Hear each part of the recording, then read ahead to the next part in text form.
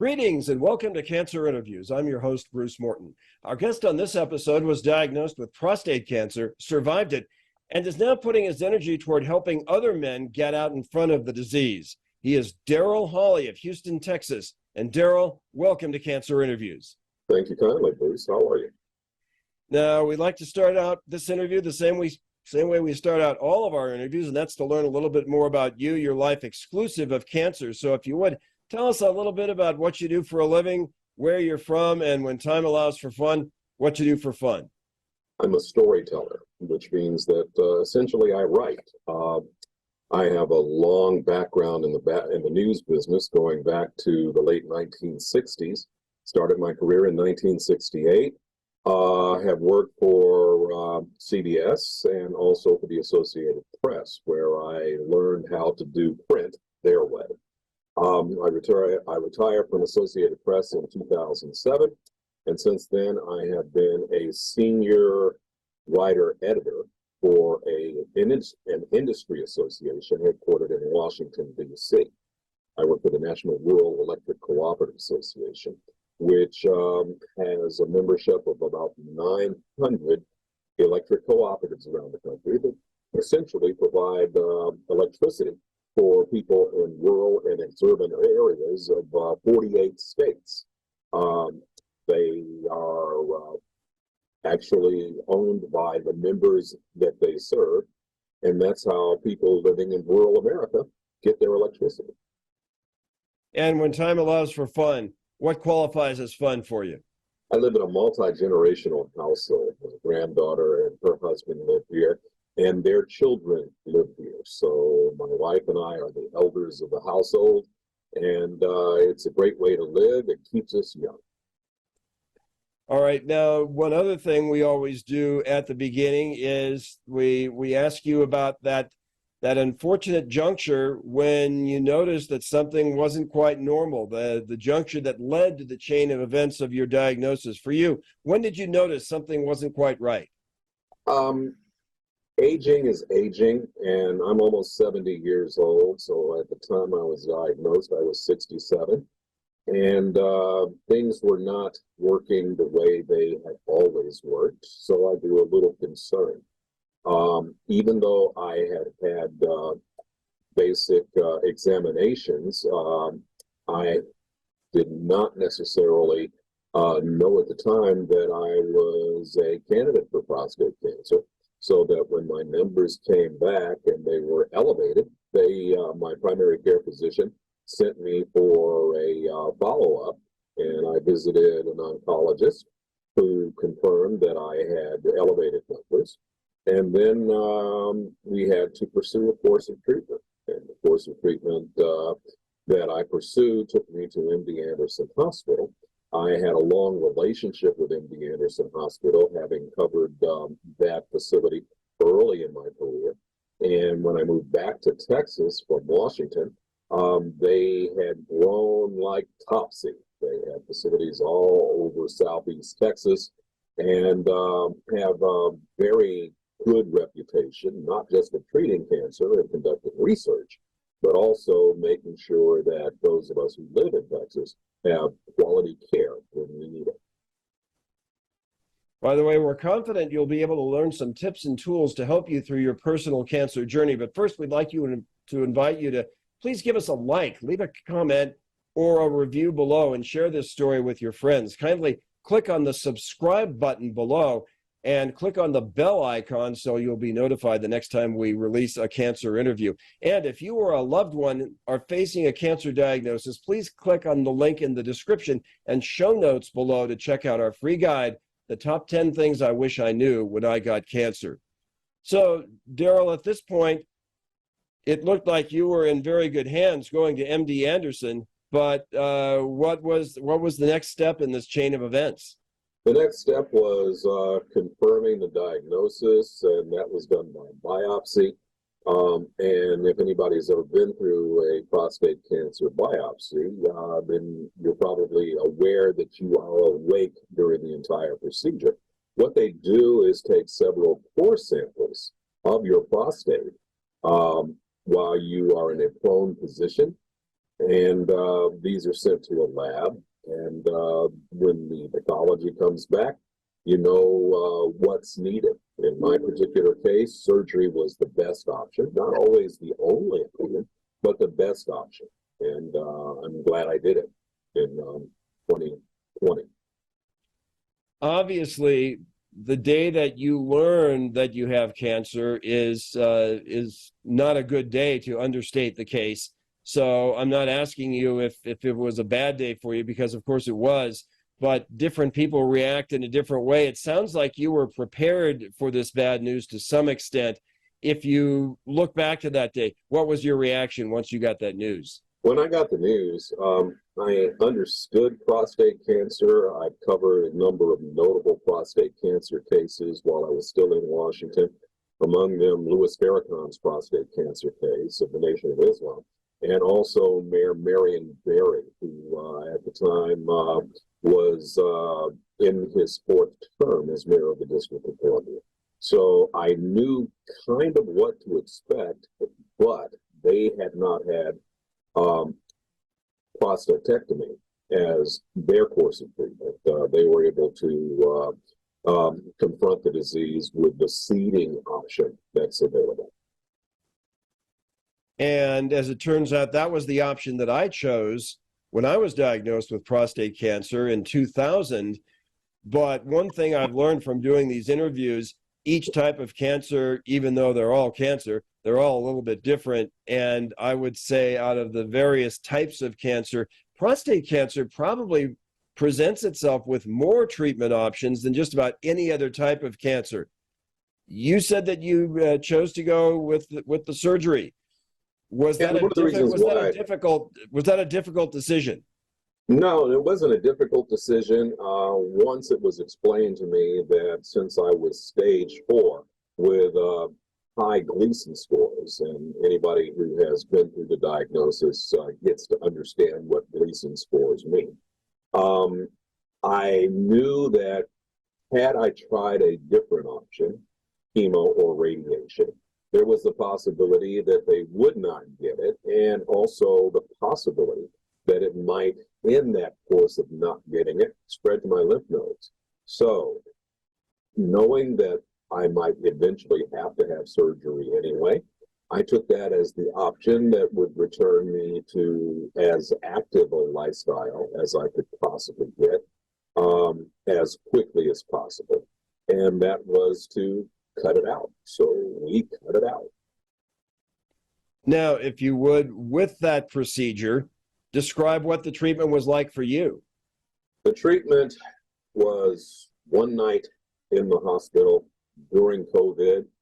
And so my wife, we were very close, wasn't able to be there with me for either the surgery. They literally dropped me off in front of the hospital. I went in, had the procedure done, woke up in the recovery room, was transferred to a room where I stayed overnight and had a catheter inserted for functionality, and was released from the hospital the next day, returning home, where the catheter needed to stay in for about, I believe, 3 weeks. So I dealt with that and everything that is required to deal with the urinary tract catheter. And then I went back to the hospital for the removal of that and began my recovery. But that's a slow, long process. And most people who have to undergo that procedure have really no way of preparing for it, because you are permanently changed. Everything that you have known about your own physiology for decades no longer immediately applies.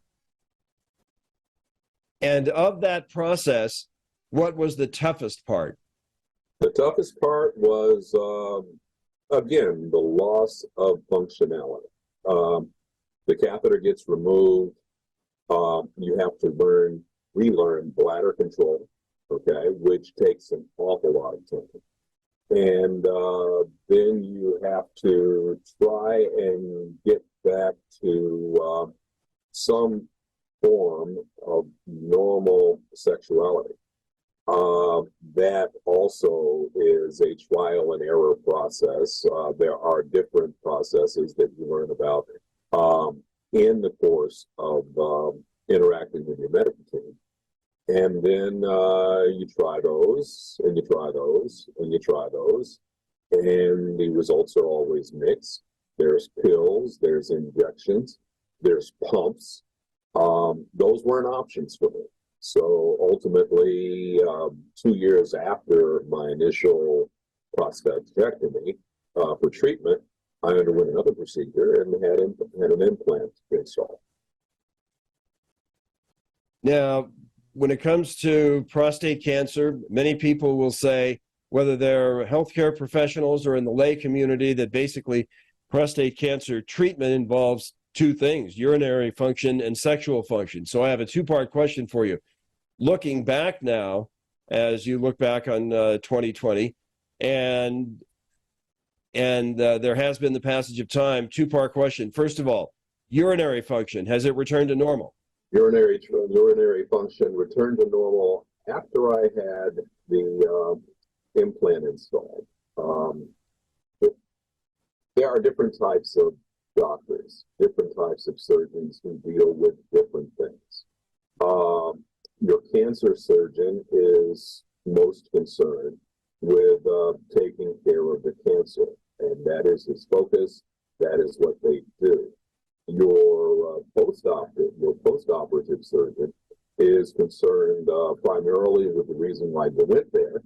And then while he's in there, if he can fix some other things, he does. And he did perform not just the implant surgery, but he also tightened a few things up. And the results were so much better. You go through 2 years of pads and that sort of thing, and a lack of control, particularly when you sneeze or cough or walk or exert yourself or even sleep. And you can really appreciate it when you're able to do all the things that you need to do without issues. And a sensitive area to ask about, but sexual function, is it close to what it was pre-diagnosis?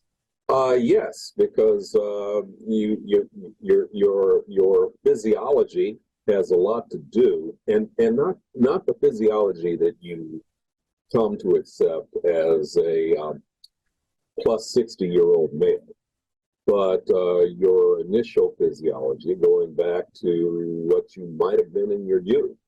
And so your implant assets are in fact designed to return you to that particular stature. And I was quite pleased with it.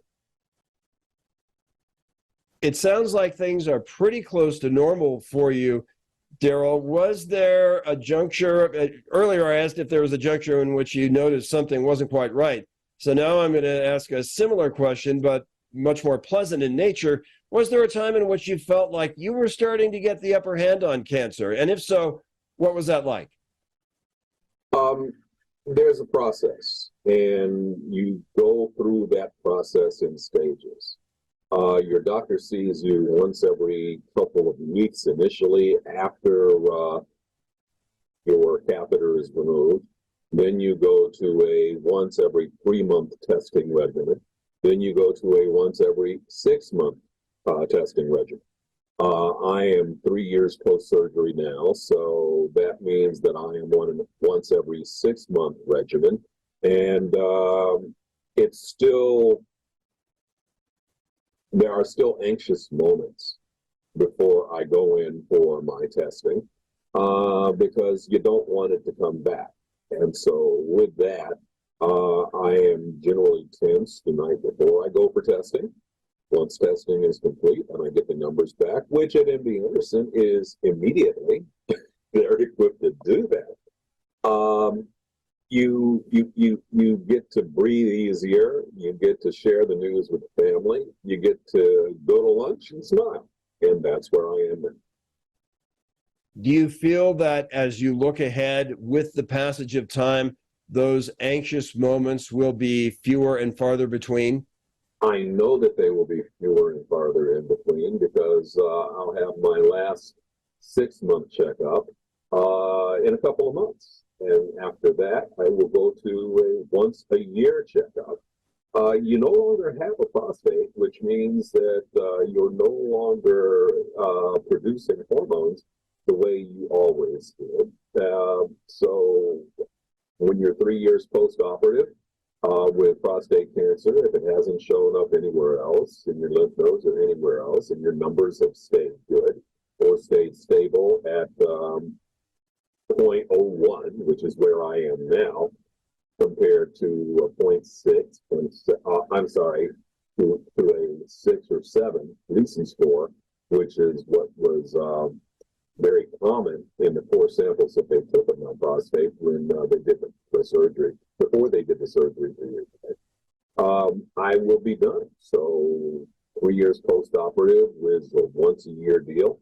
And then you're in good shape. I'll be in a very good place. Now, I want to move into a related area of our subject matter, and that is the incidence of prostate cancer in African American men. According to the support group zerocancer.org, Black men are twice as likely to die from prostate cancer as white men. By way of messaging, is there anything that can be done for the Black community that, say, hasn't been done? Or can what is now being done be done better? A lot of things can be done better, and it's not just Black doctors or Hispanic doctors, it's all doctors. A lot of males have a big problem with digital exams, and the digital exam is step one in making sure, or at least providing enough information to your primary care gatekeeping physician that everything is working normally and naturally. Not sure exactly what they're feeling for, however, they have to do it. Now, in a lot of instances, there are doctors of all persuasions who don't like to broach that issue, particularly with their African American male patients, because there is stigma associated with the exam itself. Whether it's a male doctor or a female doctor conducting it, it is an invasive test that can be undertaken in any doctor's office.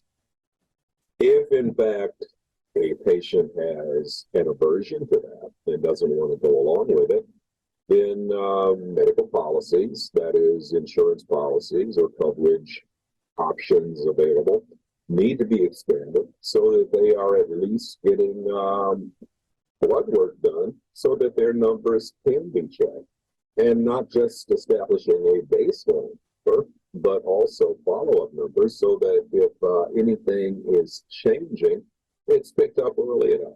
And so if I'd like to see any change at all made, it would be the option of getting a blood test to determine where you are, specifically regarding your prostate early on.